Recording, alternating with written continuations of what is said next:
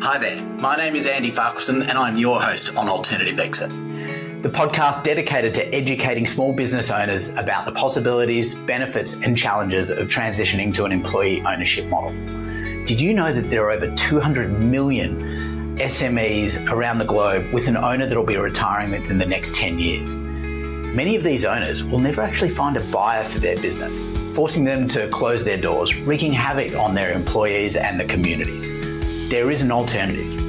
This show will explore different forms of employee ownership and the best practices for a successful transition. Each episode is going to feature interviews with experts on employee ownership, business owners who've successfully made the transition, and consultants who've helped facilitate these changes. Okay, now let's get on with the show.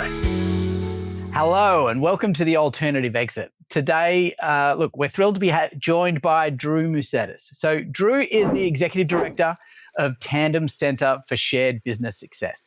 So this basically means he is now a leader in the field of employee ownership. Previously, he worked extensively with Cargas, helping them through their transition towards an employee ownership company. He's now taking on the mission to guide other businesses towards the shared ownership models. So at Tandem, the mission is specifically about helping companies create lasting legacies through direct employee ownership, a model that preserves local roots and supports community resilience. So today we're going to dive into Drew's journey, the benefits of direct employee ownership, and the powerful impact of keeping businesses community-centered. Drew, welcome to the Alternative Exit. Andy, thank you so much for having me. It's great to be here, and it's great to, talk about my experience at Cargas and what we're doing at Tandem and direct employee ownership and how it's going to be meaningful and impact lives for both owners, employees, and employees that are owners. So looking forward to the conversation. It was great hearing, I learned about you guys, learned about the Cargas story via a podcast where you guys were talking about the launch of Tandem, which was really cool. And when you think about sort of the different forms of employee ownership, direct ownership is a different model than sort of what's most prevalent out there when it comes to sort of broad-based ownership. So looking forward to sort of diving into that a little bit later. But I'd love to learn first a little bit more around, what was that journey with Cargas? From sort of figuring out, hey, look, now is something we do want to transition towards an employee ownership. And then how did that evolve over time? Right. Well, I guess I'll get into a bit about my personal journey into Cargas. So, and then I'll dive in a bit about how Cargas became an employee-owned company. So I grew up in a little town in Pennsylvania where, it's a blue-collar town. I went to Penn State, studied accounting, worked in public accounting a bit. And then my journey landed me in Lancaster in 2012. Lancaster's a little community in Pennsylvania outside of Philadelphia. I worked as a finance director of a nonprofit organization, went to school to pursue an MBA. And during my studies, I recognized this local employee-owned software and consulting company. And I was attracted to the culture of the company through the website. I mean, it bleeded through the website. You could see the programs and practices that they had in place. And, I had a growing family and I wanted to work somewhere where I felt part of something greater than just a job. And Cargas was the place for me.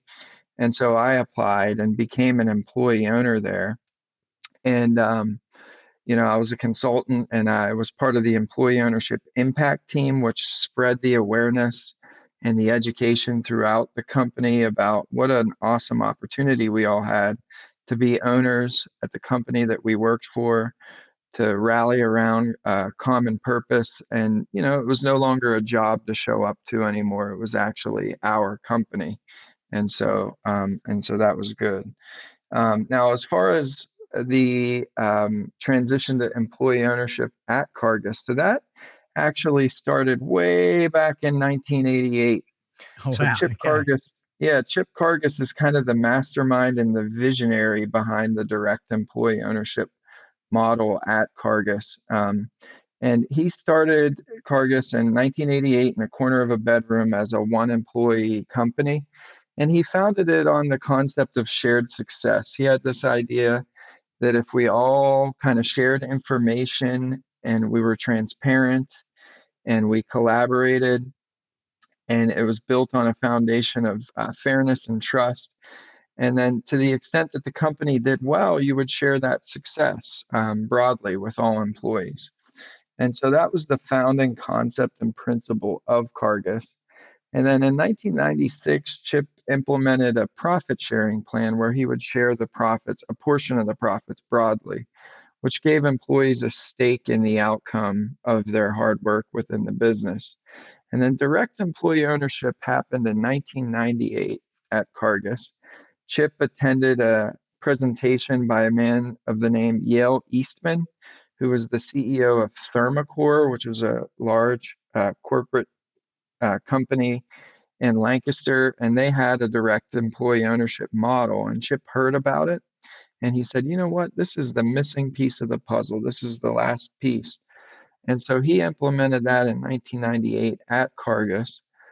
They had 15 employees at the time. And then employees made the decision to become owners. And now, today, there's approximately 200 employees, and 92% of those employees have made the decision to buy in and become owners after a 2-year window. So, we've seen that it works. He's proven the model down to the second and now third generation of employee owners. And so, that's a bit about kind of my journey into Cargas, and then the Cargas story, short and sweet. Love it. I'd love to dive into two elements you talked about there. One is when you sort of first identified Cargas. I mean, you talked about how it was, like you could see the passion and engagement flowing through the website. What are some of the things that really spoke to you then? Yeah, well, first off, I'm from a younger generation, right? And so we have this reputation where we want to work and find meaning and purpose in our work, right? And the reality is, I also have a family who I love and care about, and I want to provide for a family.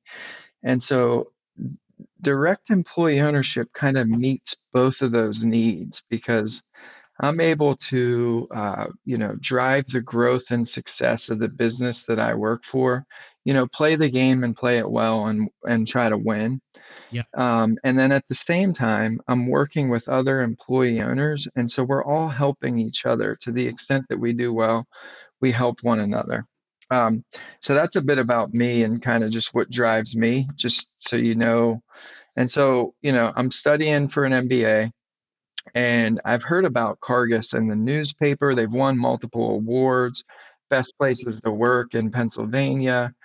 And so I just go out to the website, and they have this careers page where there's some YouTube videos on there where it's employees in their own voice speaking about how meaningful employee ownership is to them.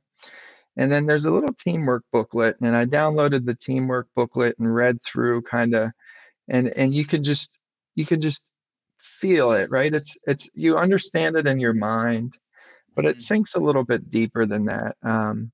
Just the idea that, hey, on day one, I have the opportunity to be an owner in this company, right, through a stock purchase plan. And just given even that, right, even just that little idea that all employees have the right to become an owner, it's like a little sliver of that pie brings so much meaning and purpose to everybody at the levels in which they operate at. And so I was like bought in and sold out. I applied, I was hired, and I was pumped to work there.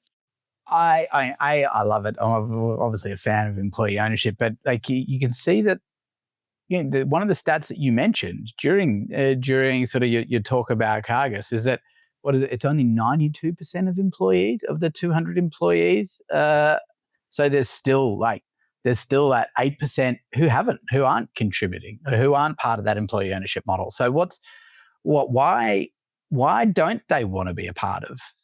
Yeah, it's a fascinating question. So, they are contributing, right? So it's part of the ethos of the company is whether you're an owner or not, you think and act like an owner. So you should carry yourself with an employee ownership mindset.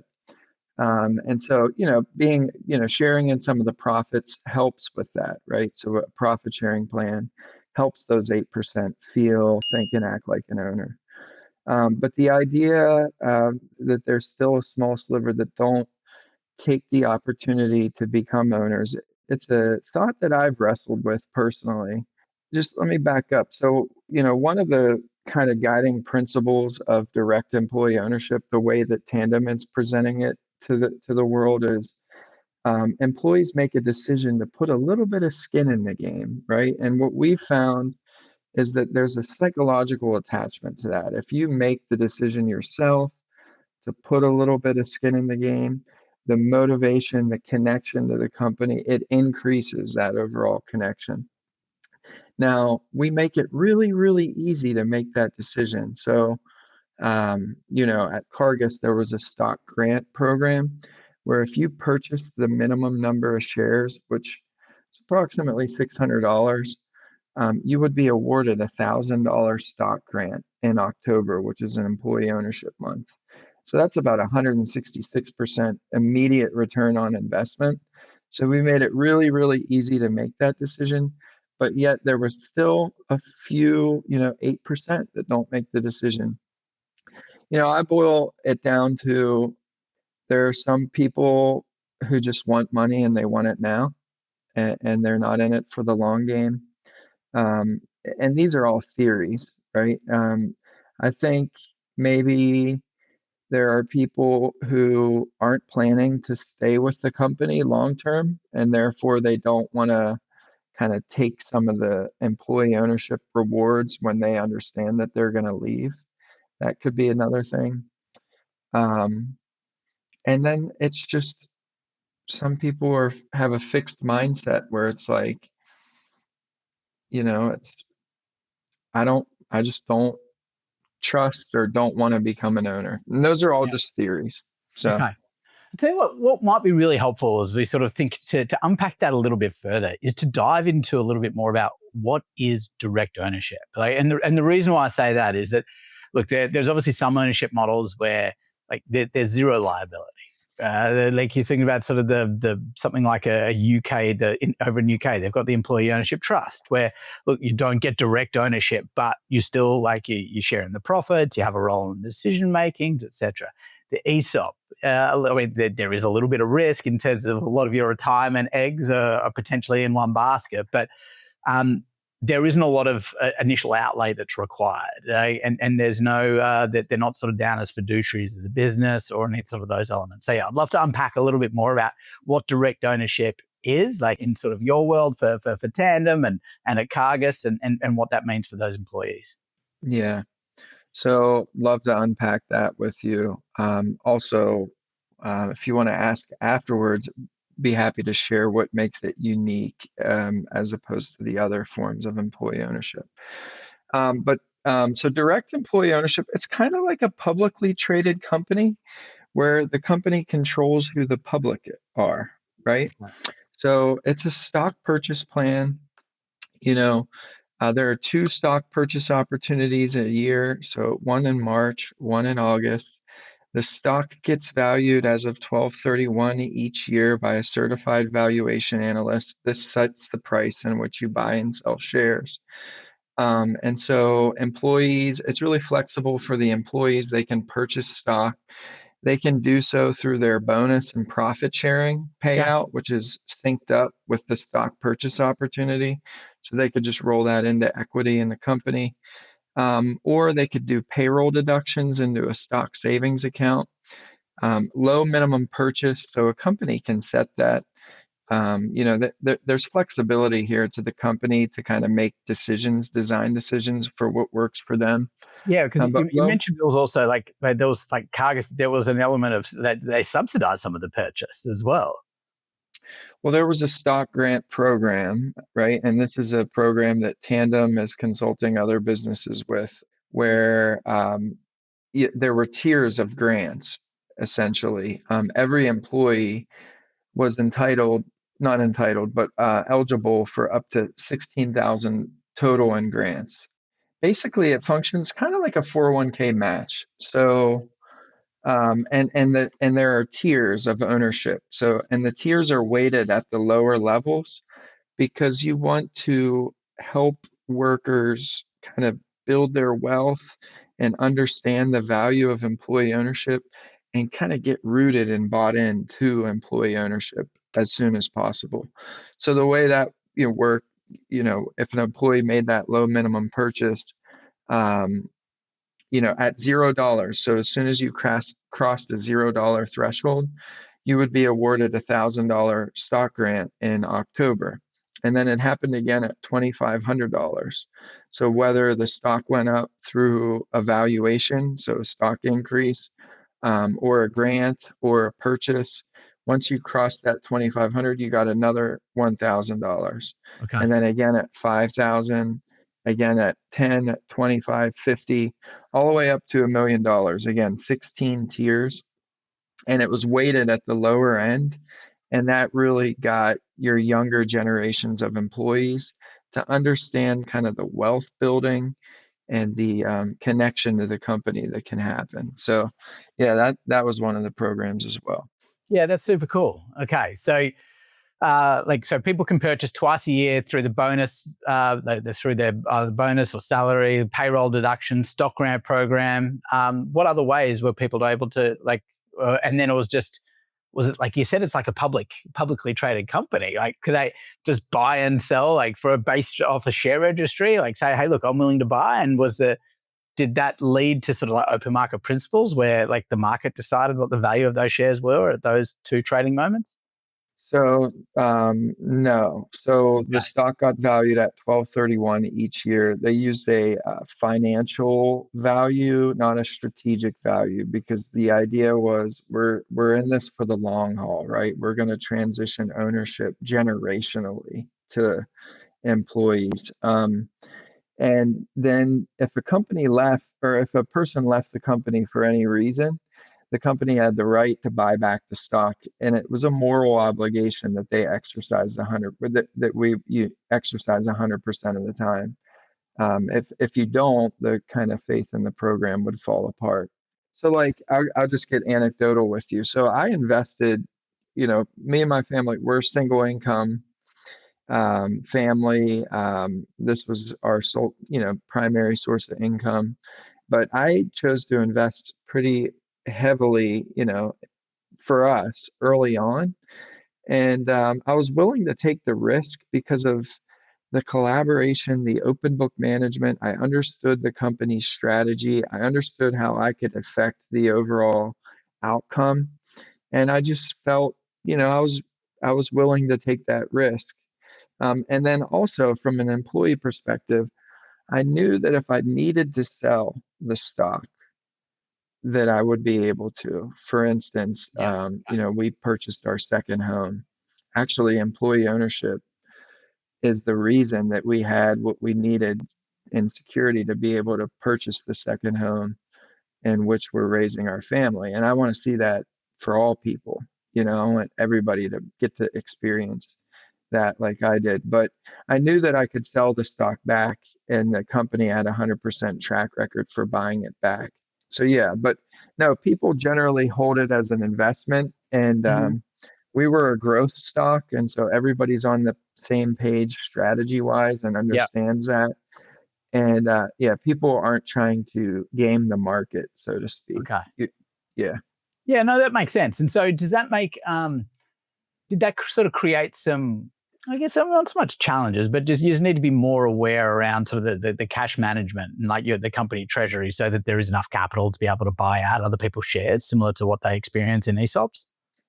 Right. So think about this. So let's take you back to 1998, right? Chip Cargas implemented direct employee ownership. So he's 100% owner of a pie, right? And then he opens it up and employees buy in, and they're small slices of that pie. And this is a long-term transition. And, there were challenges. I meet with Chip regularly. He's kind of, a joy to work with. And he shares some of those challenges throughout the decades. But this is an incremental kind of transition and mindset shift. And so as the company gets larger and you have larger shareholders, that second generation who own, significant value in the company, You're going to have some capital planning. You're going to have some board subcommittees. Your finance leader is going to be meeting with those larger shareholders and talking to them about intentions and retirement so that you can do some capital planning. I think, you want a strong balance sheet so that you can, repurchase stock when required. Okay. Yeah, that makes a lot of sense. You alluded to a couple of other elements of like that are very prevalent in other employee ownership models, like open book management. So if you could sort of talk a little bit more about sort of what you see as looks great from an open book management perspective. Also, I'd love to understand like if there's any like participatory frameworks that they use to really help people to be a part of the decision making process. Yeah, so open book management is really a principle, right? It's like we're going to be transparent. We're going to share information broadly with everybody within the company. And so at Cargas, it was everything except salaries, everything except compensation, right? Okay. And so, the Tandem framework, what we're out there implementing at other companies, it's we a financial reporting package. So I would say a balance sheet and an income statement. And the income statement can be summary. And you would roll this out slowly at a pace in which was comfortable for the company. But the principle of open book management. So the way we lived it out at Cargas, it was far and wide. It was financial data, it was operational data, and it really, like, I'm an information hog personally. And so the more I can see and the more I know about a company and the market and our strategy, the better I can do my job, right? And so that principle applies. I mean, you could see operational data, all the software was connected and, putting out metrics through like Power BI, and Yep. everybody had access to that. So, all employees had access. Now that's 36 years in, right? So, for the companies that Solid. are deciding, hey, I want to do this, it's like, okay, let's start with a summary level income statement and education for the employees so that they understand the numbers. And then you incrementally would roll out more and more information to build that out over time. Does that make sense? Absolutely. So I was going to ask that a little bit further. You touched on it there about the education, like helping people understand, like, what are you looking at when we're showing a P&L? Like, is that something that you encourage companies set up as part of their onboarding program for when people come into these models, that they do have like robust education, like the mini MBA for the company?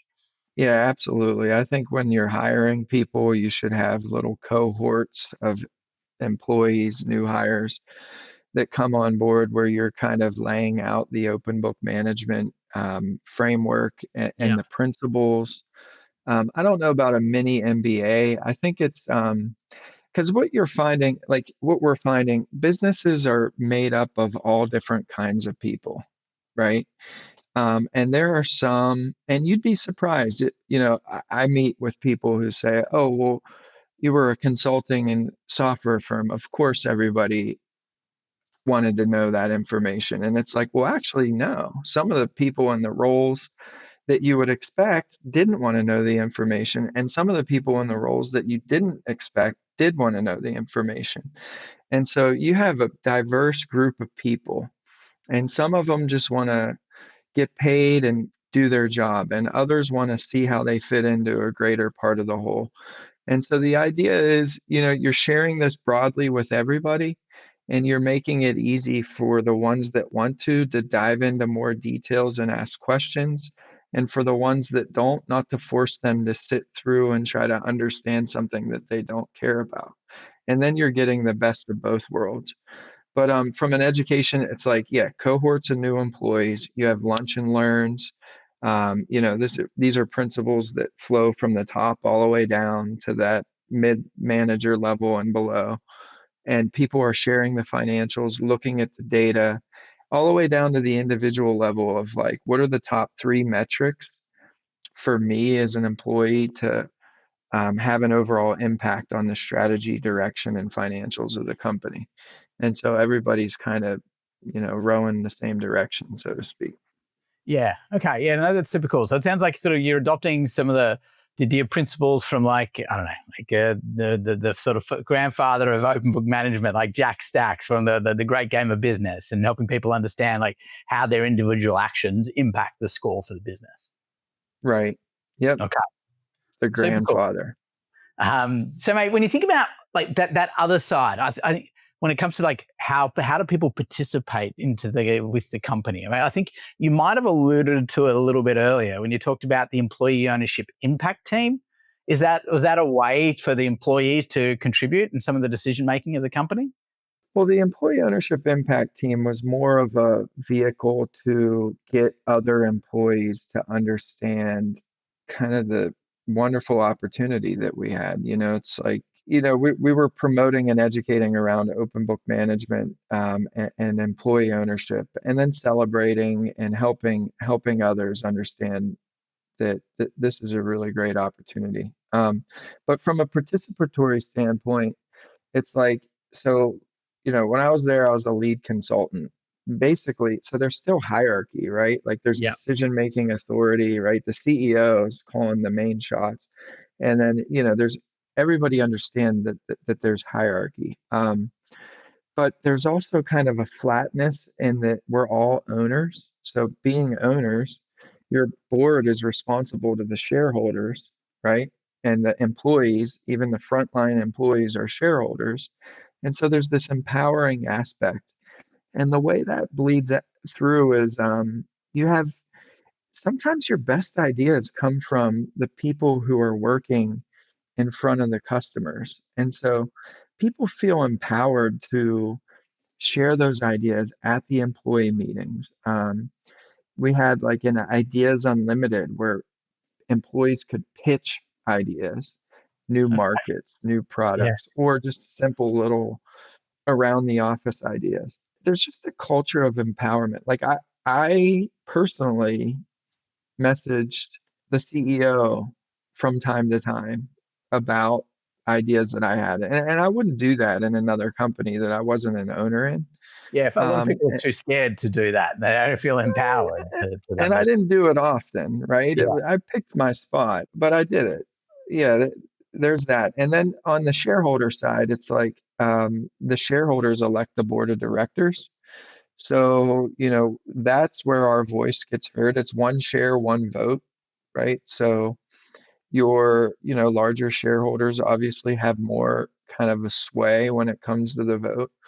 But we elect the board of directors, and there's employee owner directors within the company, and then there are outside directors.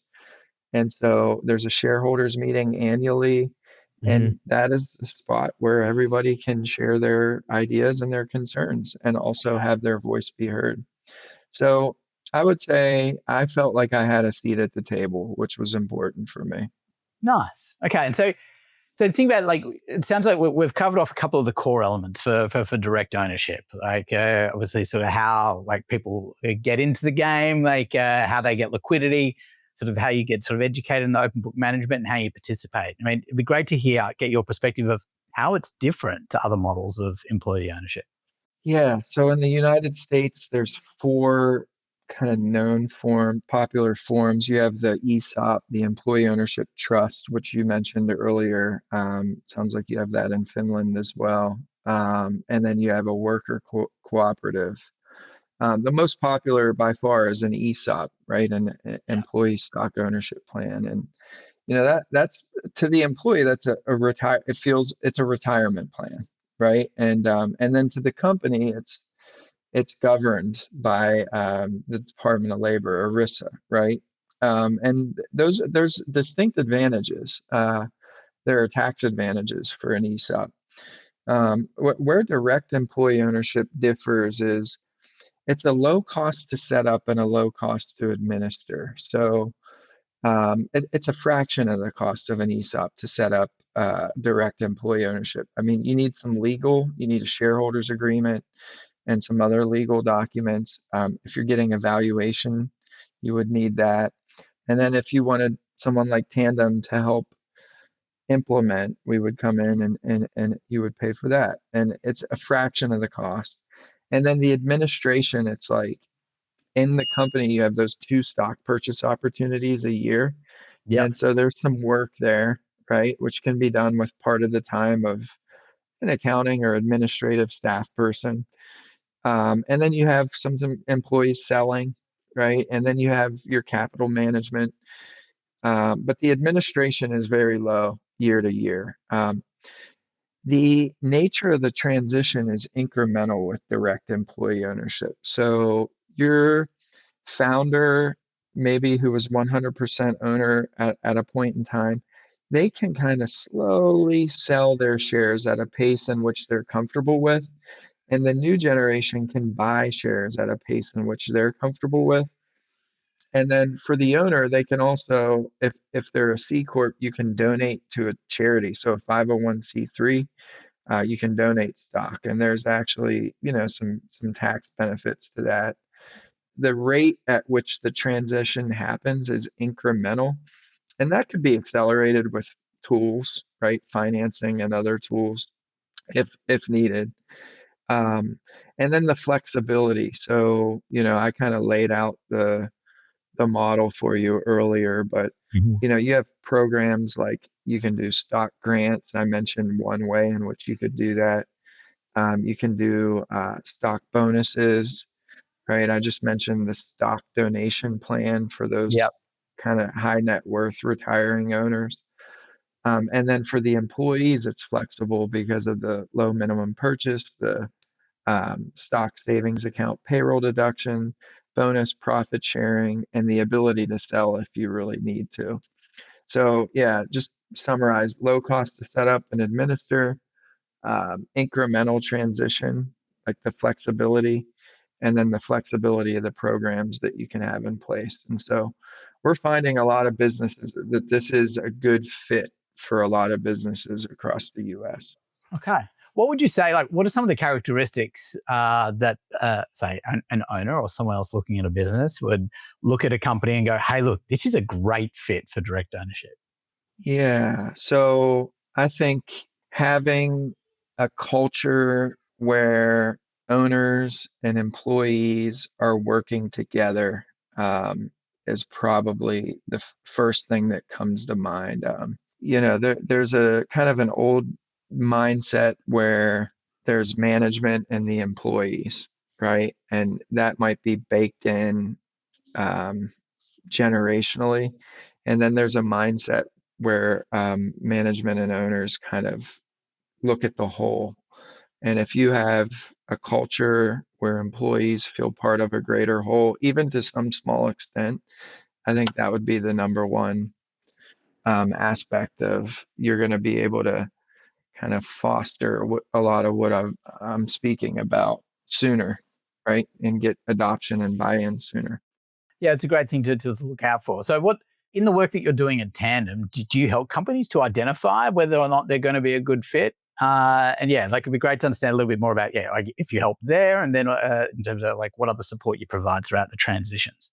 Yeah. So, just Tandem, we're a nonprofit organization here in the United States, founded by Chip Cargas. So, we're taking a lot of his vision and we want to spread that out across the country. Direct employee ownership is kind of our unique value proposition. Um, and so we're doing that through awareness, education, and then a 5-phase implementation process. So really, we're letting companies come to us. We're not identifying companies, right? So through the awareness and the education, companies are coming in our front door and they're interested. They might hear a podcast like this one, and that direct employee ownership model is unique and it fits a lot of retiring business owners' desires, right? It's a unique fit. It has a business fit for them. And so we've taken 36 years of hard fought experience and knowledge that Chip and Cargas have lived out, and we're templatizing it and boiling it down into a standard process with flexibility throughout. to help businesses transition to the direct employee ownership model and Okay. then build that culture that we're talking about. Yeah. Nice. Awesome. What a great mission. So looking at you mentioned there's sort of the five different stages you take companies through. I mean, and sort of just looking, and we'll be able to share them sort of on in the show notes as well. But as we go through sort of explore, evaluate, design, implement, enhance, what's the most challenging when you're working with a sort of retiring owner? What's the most challenging phase? I can lay out a business case for direct employee ownership. I can share research statistics about employee ownership and why it's going to help you with recruiting and retention and lower your turnover costs, and why engaged employees are going to drive the growth and success of the business, and how it's going to benefit everyone, right? It's like you're not owning shares lesser of a smaller pie. You're increasing the pie for everyone. Yeah. But there's still like from Explore. So Explore, it's a free consultation. We're meeting with business owners. I'm doing a lot of that today. I'm starting to learn kind of the mentality and how to approach that audience. There's still a mindset shift that needs to occur where there's a letting go, and it's a psychological shift. So moving from More on the owner? evaluate. Like Yeah, that owner really needs to come to that. Yeah. Okay. yeah. And so moving from evaluate to making a decision to say, yes, I want to do this, is probably the challenging piece. And look, I get it. It's like you took on the risk, you built this company, you put your blood, sweat, and tears into this company. And I want to see owners experience the joy of running a business like Chip Cargas did, because he's probably one of the most joyful business owners I've ever met. The way that he's done that kind of gracefully and elegantly, Yeah. and the way that it's benefited all. So, Yeah, that's look, a really insightful part. I mean, I think that's the even though you're not going out there and you're not reaching these companies directly, even though they're coming to you, they're responding to some of their content, they're still struggling with that mindset shift of going, oh wow, I've got to give up my baby, and still struggling with that. So it makes a lot of sense, but yeah, like it can still people. It's a tough journey for people to be able to make that transition. if we get in front of 100 businesses, there might only be 5 that are interested, right? But if we cast our net wide enough, we will find companies and businesses that are interested and that go through with the transition. And this will have an impact on, our vision is shared prosperity and stronger communities. Like we're going to make a difference in the world because owners and employees that are owners are going to, be engaged, work in businesses in their communities. It's just going to make a positive impact. So we will succeed. Cool. I love that determination. Before I let you go, I'd love to take you through like a fast round of questions where I'm just going to ask you 3 questions and you offer a quick response. Does that sound okay? Yep. I'll try to be short and sweet. It's hard for me. I know I talk a lot. So All good, mate. So, who would you say is the leader that you most admire in employee ownership? at this point, it's Chip Cargas. He just, he is the mastermind, and like I said, he has so much joy, more than any other business owner I've known. So grateful to work with him. I thought that might have been the case. So, mate, what is moving along to number 2? What is your favorite resource on employee ownership? National Center of Employee Ownership, the thought leader in the U.S. We have Lauren Rogers on our board of directors, which we're so grateful for. Yep. Corey Rosen, the founder, has written a lot of publications, but all of their content and their conferences are incredible. Okay, fine. Thank you. And then the last question, what would you say to a business owner who is sitting on the fence regarding employee ownership? Do it. You won't regret it. You're going to benefit, financially because employees are going to be engaged, but you're also going to benefit psychologically because you're going to feel the relief of letting go of absolute control and having others come alongside you and help you run a successful business. Nice. I love it. Okay. So, Drew, thank you so much for your time. Hey, where can people go if they want to follow your journey or learn more about Tandem? Where do they need to go? tandemcenter.org. We're building out the website. We're a relatively new organization, but we're off to a fast start. Go to tandemcenter.org, click connect, fill out the information.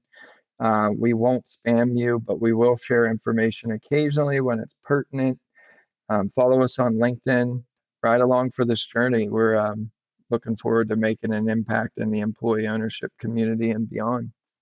Drew, thank you so much for, your leadership with regards to sort of employee ownership, being out there, evangelizing it, and helping companies through that transition. And really, really appreciate your time today. Thanks for joining us. Andy, thank you for being on fire about employee ownership and doing what you're doing. I think all of us in the employee ownership ecosystem are rallying around a common cause, coming at it from different angles. And it's a movement, right? We're going to create a groundswell and have employee-owned companies all over the place. So thank you for what you're doing. Yeah, thank you. Very, very kind. Thanks again, mate. Really, really appreciate it. See ya. We hope you enjoyed this episode. If you want to continue learning about employee ownership as an alternative exit, head across to abettermonday.me for additional links and resources. You can also make sure to subscribe or follow along in your favorite podcast app, and be sure to leave us a 5-star review.